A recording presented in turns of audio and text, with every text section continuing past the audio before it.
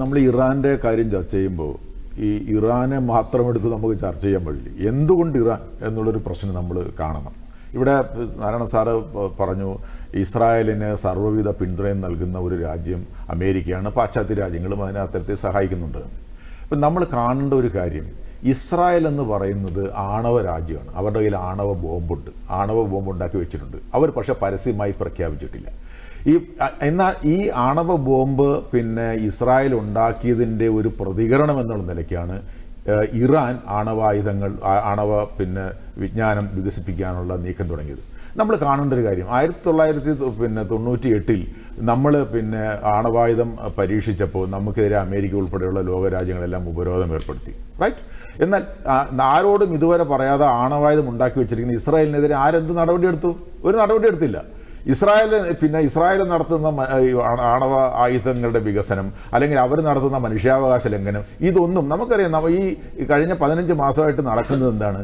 ഒരു രാജ്യത്ത് കഴിഞ്ഞ 15 മാസമായിട്ടല്ല, 1948 മുതൽ നടക്കുന്നത്, അവിടെ ഒരു ജനവിഭാഗം അവരുടെ ന്യായമായിട്ടുള്ള രാഷ്ട്രമെന്ന് പറയുന്ന ആഗ്രഹത്തെ തള്ളിക്കളഞ്ഞുകൊണ്ട് അവരെ നിരന്തരമായി കൊല്ലുകയും ഇല്ലായ്മ ചെയ്യുകയും രാജ്യത്തെ തന്നെ ഇല്ലായ്മ ചെയ്യുകയും ചെയ്യുന്നൊരു പദ്ധതിയാണ് നടന്നുകൊണ്ടിരിക്കുന്നത്. അപ്പോൾ അതിനെതിരെ ഇപ്പം നമുക്കറിയാം, ഇപ്പോൾ ഈ പെട്ടെന്ന് ബൈഡന് ഉൾപ്പെടെ അധികാരത്തിൽ നിന്ന് പോകുമ്പോൾ എന്തുകൊണ്ടാണ് അദ്ദേഹത്തിന് ഇപ്പോൾ ഇങ്ങനൊരു ഉൾവിളി പോലെ ഈ സമാധാനം ഉണ്ടാക്കണമെന്നുള്ളത്? അതായത് ഈ കഴിഞ്ഞ 15 മാസമായിട്ട് ഇവിടെ ഉണ്ടായിരുന്ന രാജ്യങ്ങളൊക്കെ തന്നെയാണല്ലോ ഈ ഇടപെട്ട് ഇപ്പോൾ പ്രശ്നപരിഹാരം ഉണ്ടാക്കാനായിട്ട് ശ്രമിച്ചിരിക്കുന്നത്. അപ്പോൾ ഇതൊന്നും ആത്മാർത്ഥമായ ഒരു ഒരു ശ്രമത്തിൻ്റെ ഭാഗമല്ല. തൽക്കാലത്തേക്ക് എന്തെങ്കിലും ഒരു മുട്ടുശാന്തി ഉണ്ടാക്കിക്കൊണ്ട് പോകണം എന്നുള്ള തരത്തിലാണ് അവർ പോകുന്നത്. അപ്പോൾ ഞാൻ പറഞ്ഞു വരുന്നത്, ഈ ഇറാൻ എന്ന് പറയുന്ന രാജ്യം അതിൻ്റെ രാഷ്ട്രീയം രൂപപ്പെട്ടത് പശ്ചിമേഷ്യയിൽ, പ്രത്യേകിച്ച് ഇസ്രായേലിൻ്റെ രാഷ്ട്രീയവുമായി ബന്ധപ്പെട്ട. ഇസ്രായേലിൻ്റെ കയ്യിൽ ആണവ ബോംബുണ്ട്. ഇസ്രായേലിൻ്റെ കയ്യിൽ ആണവ ബോംബ് ഇരിക്കുമ്പോൾ സുരക്ഷയ്ക്ക് വേണ്ടിയിട്ട് ഇറാൻ ആണവ ബോംബ് ഉണ്ടാക്കണ്ടേ? അപ്പോൾ ആ ഇറാൻ ആണവ ബോംബ് ഉണ്ടാക്കുമ്പോൾ അതിനെതിരായി നടപടി എടുക്കുന്നവർ എന്തുകൊണ്ട് ഇസ്രായേലിനെതിരെ നടപടി എടുക്കുന്നില്ല? ഒന്നും. രണ്ടെന്ന് പറയുന്നത്, 2015 ഇറാനുമായി ചേർന്ന് ഇറാനിൻ്റെ ഈ ആണവ ആയുധ പരിപാടി നിർത്തിവെക്കണമെന്ന് പറഞ്ഞുകൊണ്ട് ഒബാമയുടെ നേതൃത്വത്തിൽ ഒരു ഇറാൻ ആണവ കരാർ ഉണ്ടാക്കി.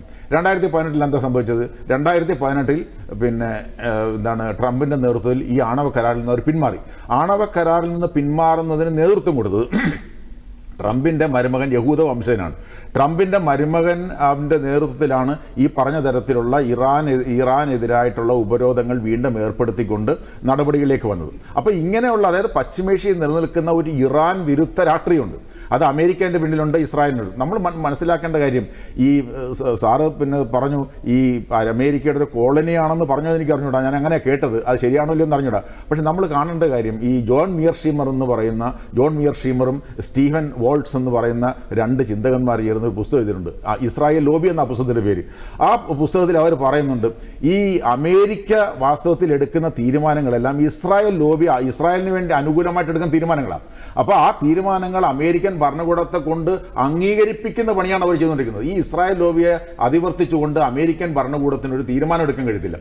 അതുകൊണ്ടാണല്ലോ യുദ്ധം 2021 ഒക്ടോബർ 7 യുദ്ധം ആരംഭിച്ച സന്ദർഭത്തിൽ തന്നെ ബൈഡൻ പറഞ്ഞെന്താ, we are extending iron clad support, ഇരുമ്പ് ഉരുക്ക് ശക്തമായ പിന്തുണ ഞങ്ങൾ നൽകുന്നു. ഈ അയൺ ഡോം എന്ന് പറയുന്ന സമ്പ്രദായം വികസിപ്പിച്ചത് ഇസ്രായേൽ ആണെങ്കിൽ അതിന് സാമ്പത്തിക സഹായം കൊടുത്ത അമേരിക്കയാണ്. അപ്പോൾ ഈ തരത്തിൽ എല്ലാ തരത്തിലും രാഷ്ട്രീയമായും സൈനികമായും സാമ്പത്തികമായും എല്ലാ തരത്തിലുള്ള പിന്തുണ ഇസ്രായേൽ എന്ന് പറയുന്ന രാജ്യത്തിന് നൽകുമ്പോൾ, ആ ഇസ്രായേൽ എന്ന് പറയുന്ന രാജ്യം എല്ലാ തരത്തിലുള്ള അന്തർദേശീയ കരാറുകളെയും നിരന്തരമായി ലംഘിച്ചുകൊണ്ടിരിക്കുന്ന ഒരു ഭരണകൂടമാണ്. ആ ഭരണകൂടത്തിന് പാശ്ചാത്യ രാജ്യങ്ങളും മറ്റു രാജ്യങ്ങളും പിന്തുണ കൊടുക്കുമ്പോൾ അതിനെതിരായി സുരക്ഷ ഉറപ്പാക്കേണ്ട ഉത്തരവാദിത്വം ഇറാനില്ലേ? അപ്പോൾ ആ ഇറാൻ, അതുകൊണ്ടാണ് പശ്ചിമേഷ്യയിൽ ഈ പരിഹരിക്കപ്പെടാതെ കിടക്കുന്ന പലസ്തീൻ രാജ്യവും അതുമായി ബന്ധപ്പെട്ട രാഷ്ട്രീയവുമാണ് ഈ പശ്ചിമേഷ്യയിലെ മുഴുവൻ രാഷ്ട്രീയത്തെ നിയന്ത്രിക്കുന്നത്. അതിൻ്റെ ഭാഗമായിട്ടാണ് ഇറാൻ എന്ന് പറയുന്ന രാജ്യം അവരുടെ ആണവ പദ്ധതികൾ വികസിപ്പിക്കാൻ ശ്രമിക്കുന്നു. അങ്ങനെ ആണവ പദ്ധതി വികസിപ്പിക്കാൻ ശ്രമിക്കുമ്പോൾ അമേരിക്ക ഉൾപ്പെടെയുള്ള രാജ്യങ്ങൾ ഇസ്രായേലിൻ്റെ ആണവ പദ്ധതിയെ കണ്ടില്ല എന്ന് നടിക്കുന്ന ആൾ. അതാണ് നമ്മൾ മനസ്സിലാക്കേണ്ടത്.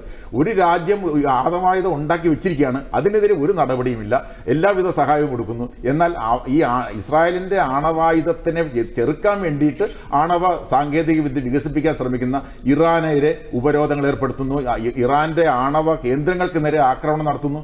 ഇങ്ങനെയുള്ളൊരു ഇരട്ട നീതിയാണ് പശ്ചിമേഷ്യയിൽ നിലനിൽക്കുന്നത്.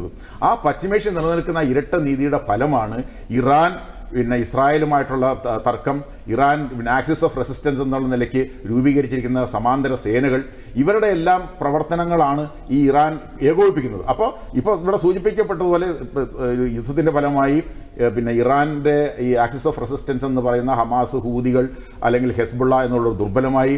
ഈ സിറിയയിൽ ഭരണമാറ്റം വന്നതോട് കൂടിയിട്ട് നമുക്കറിയാം, സിറിയയിൽ ഭരണമാറ്റം ഇപ്പോൾ പെട്ടെന്ന് ഉണ്ടായതൊന്നുമല്ല. 2011 മുതൽ ഏറ്റവും ചുരുങ്ങിയത് 2011 മുതൽ CIA നേതൃത്വത്തിൽ ബില്യൺ കണക്കിന് ഡോളർ പിന്നെ ചെലവഴിച്ചിട്ടാണ് ഈ ഭരണമാറ്റം സിറിയയിൽ ഉണ്ടായിരിക്കുന്നത്. അപ്പോൾ അങ്ങനെയുള്ള സിറിയ, തുർക്കി, സൗദി അറേബ്യ, ഇസ്രായേൽ മുതലായ രാജ്യങ്ങളെല്ലാം ചേർന്ന് നടത്തിയ വലിയൊരു പ്രവർത്തനത്തിൻ്റെ ഫലമാണ് അവിടെ സിറിയൻ നാഷണൽ ആർമിയുണ്ട്, സിറിയൻ ഡെമോക്രാറ്റിക് ഫോഴ്സസ് ഉണ്ട്, അങ്ങനെയുള്ള ഈ HTF എന്ന് പറയുന്ന പുതിയ പ്രസ്ഥാനങ്ങളുണ്ട്. അവരെല്ലാം ചേർന്ന് അപ്പോൾ ഈ പറഞ്ഞ ഈ അൽ-ഖയ്ദയുടെ കൂടെ പ്രവർത്തിച്ചുകൊണ്ടിരുന്ന ആളാണ് ഈ അൽ ജൊലാനി എന്ന് പറയുന്ന ആൾ. അപ്പോൾ അൽ ജൊലാനി അൽ-ഖയ്ദയുടെ കൂടെ നിൽക്കുന്ന ആൾ പോലും ഇപ്പോൾ അമേരിക്കയുടെയൊക്കെ ഇഷ്ടപ്പെട്ട ആളായിട്ട് മാറിയിട്ടുണ്ട്. അയാളിപ്പോൾ നല്ല മാന്യനായിട്ട് മാറിയിട്ടുണ്ട്. അപ്പോൾ ഈ തരത്തിൽ ഭരണകൂടത്തിന്, അമേരിക്കയിലെ പാശ്ചാത്യ ഭരണകൂടങ്ങൾക്ക് വേണം എന്ന് തോന്നുന്നവർ അപ്പോൾ പെട്ടെന്ന് നല്ലവരായി മാറുകയും അതിനു മുമ്പ് ഈ ഇദ്ദേഹത്തിൻ്റെ തലയ്ക്ക് പിന്നെ ലക്ഷക്കണക്കിന് ഡോളർ വില കൽപ്പിച്ചിരുന്ന ആളാണ്. ഇപ്പോൾ അയാൾക്കെതിരായിട്ടുള്ള സിറിയക്കെതിരായിട്ടുള്ള ഉപരോധങ്ങൾ നിൽക്കുന്നു, അയാൾക്കെതിരായിട്ടുള്ള ഉപരോധങ്ങൾ നിൽക്കുന്നു എന്ന് പറഞ്ഞാൽ ഇതിൻ്റെ രാഷ്ട്രീയം എന്താ? ഇതിൻ്റെ രാഷ്ട്രീയം എന്ന് പറയുന്നത് അമേരിക്കയ്ക്കും പാശ്ചാത്യ രാജ്യങ്ങൾക്കും എന്താണോ താല്പര്യമുള്ളത് അത് നടക്കുന്നെങ്കിൽ അത് നല്ലത്, അവരെ എതിർക്കുന്നെങ്കിൽ അവരെല്ലാവരും മോശക്കാരെന്ന് പറയുന്ന തരത്തിലുള്ള ഈ ഒരു ഇരട്ടത്താപ്പിൻ്റെ രാഷ്ട്രീയം ഈ പശ്ചിമേഷ്യയിലുണ്ട്. ആ ഇരട്ടത്താപ്പിൻ്റെ രാഷ്ട്രീയം മാറാതെ പശ്ചിമേഷ്യയിൽ സമാധാനം ഉണ്ടാവില്ല.